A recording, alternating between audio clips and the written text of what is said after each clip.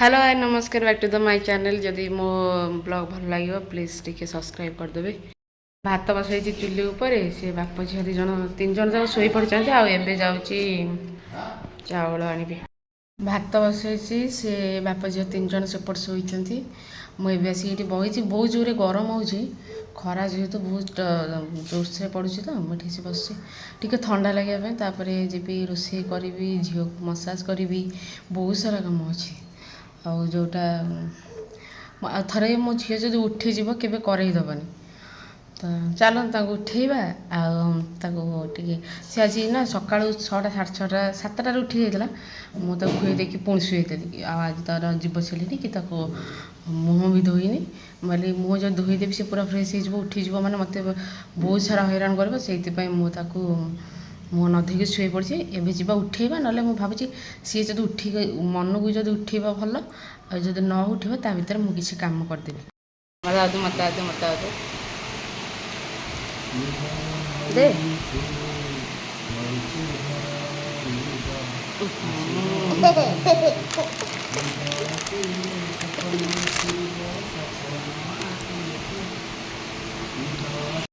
खाइब आस जल्दी आस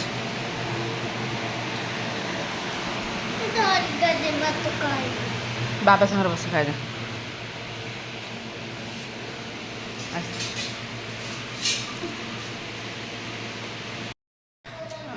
फ्रिज रे गोटे फल रखी फल न परिवा आपन देखिए से परिवाटा कौन केमती है फ्रिज 2 दिन है 3 दिन है बंद हो जाइए तो डोर खोलिया देखिए मुझे पियाज आसती देखिले एत सुंदर देखा जाऊँगी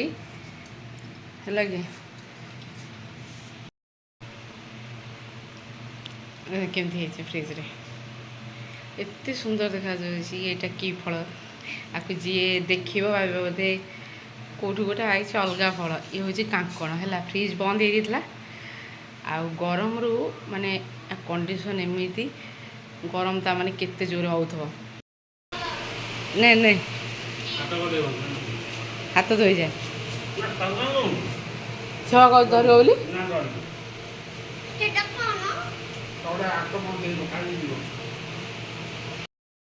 खरा जमती हूँ किसी भी कम करने इच्छा होनी ये देखते केते जोश से खरा पड़ी देखिले एथर बस खरार माछ भाजु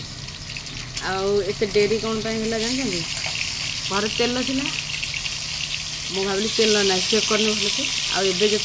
भलसे सब खोजा खोजी कली तेल मिले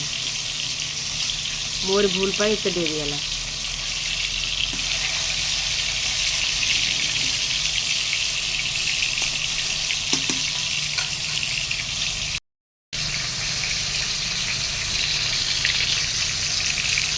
आलू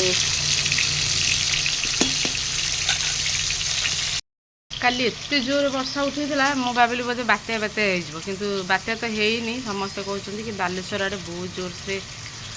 नाई समस्ते न मो पतिदेव कहते मो स्वामी कहते बालेश्वर आड़े बहुत जोरे वर्षा पवन हो किंतु एपट साइड रे किसी भी होनी बहुत जोरे वर्षा उठे कि होनी है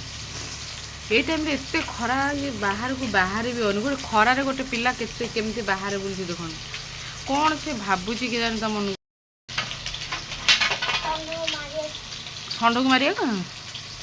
षंड कौट थी जेजे कहले फैन रे बस आहरी बहुत कम पड़ी झीवर कपड़ा धोबी तापरे ताकू मसाज करी आज 10टा बाजिले आज मसाज होनी काली एत मसाज होता आज मसाज होनी तापरे तो पोछापोछि करदेवे खरा तो मुझे गाधोनी छोट छुआ ठंडा लगे बोली मुझे पोछापोछि होजी मुझे रोषे करुँची गोटे ड्रेस बोली भावतुनि कहीं छुआ को ठंडा हे बोली मुझे गाधुआ ठीक से किसी करनी पोछापोछि हो ड्रेस चेंज करुँची आउ किसी भी ना किंतु खरा को मुझे भावी नी मुझे नीति नियम पालन करी छोट छुआपाई खाइबारे पिंधिबारे सबुति माने नीति नियम पालिया पड़ी गोटे पिला ड्रेस पत्र केमती पकई देखो आहरी भी बहे जिनस तार रहा सफासफी करने ମୋତେ ଟାଇମ୍ ହେଉନି ନା ତାକୁ ସଫାସଫି କରିବା ପାଇଁ। ଯିବେ ସବୁ ସଫାସଫି କରିବି। ଓହୋ, କାମ ସରିଲା ଭିତରେ ମୋ କଣ୍ଡିସନ୍ ଦେଖନ୍ତୁ ମୁଁ କେମିତି ହେଇଯାଇଛି। ପୁରା ମାନେ ଖରାକୁ ଆଜବେଷ୍ଟ ଘର, ତାପରେ ସେପଟକୁ ଯାଇଥିଲି ଶୋଇବା ପାଇଁ ନା ଝିଅକୁ ଶୋଇବା ପାଇଁ। ତାକୁ ସିଏ ଶୋଇନି, ତାକୁ ମସାଜ କରିକି ତା ବାବାକୁ ଦେଇକି ଆସିଲି। ତାପରେ ଏବେ ଯିବି, ସଫାସଫି ଆହୁରି ଅଛି କରିବି, ନିଜେ ଗାଧେଇବି। ତା ଖାଇଲା ସବୁ ବୋଧେ 12ଟା 1 ହେଇଯିବ। ତ ଆଗ ମୁଁ ରେଡ଼ି ହେଇଯାଏ, ତାପରେ କଥା ହେବା। ଉଫ୍, ମୁଁ ଟିକେ ରେଡ଼ି ହେଇଗଲି, ଯାଉଛି ଖାଇବା ପାଇଁ। ଖାଇକି ଆଉ ଏ ଘରକୁ ଆସିବାର ନାହିଁ। ଏ ଘରକୁ ଆସିବି ଏକାଥରେ ଯାଇ ସନ୍ଧ୍ୟା ରାତି ବେଳକୁ ଆସିବି। ଆଉ ଏବେ ତ ଆସି ହେବନି ଘର ଭିତରକୁ, କାହିଁକିନା ଏତେ ଗରମ ହେଉଛି। ବାସ୍ ରେଡ଼ି ହେବା ପାଇଁ ହିଁ ଏ ଘରକୁ ଆସେ। ସକାଳୁ ପଳାଏ 9ଟାରେ, ଆସେ 5ଟା 6ଟାରେ। ତାପରେ ଗରମକୁ ଖାଲି ବର୍ଷା ଦିନ ଆଉ ଶୀତ ଦିନ ତକ ମୋର ଏଇଠି ହିଁ କଟିବ। ଚାଲ ସେପଟକୁ ଯିବା, ମୋ ଝିଅ ଶୋଇଛି ନାହିଁ ଦେଖିବା, ଖାଇଦେବା।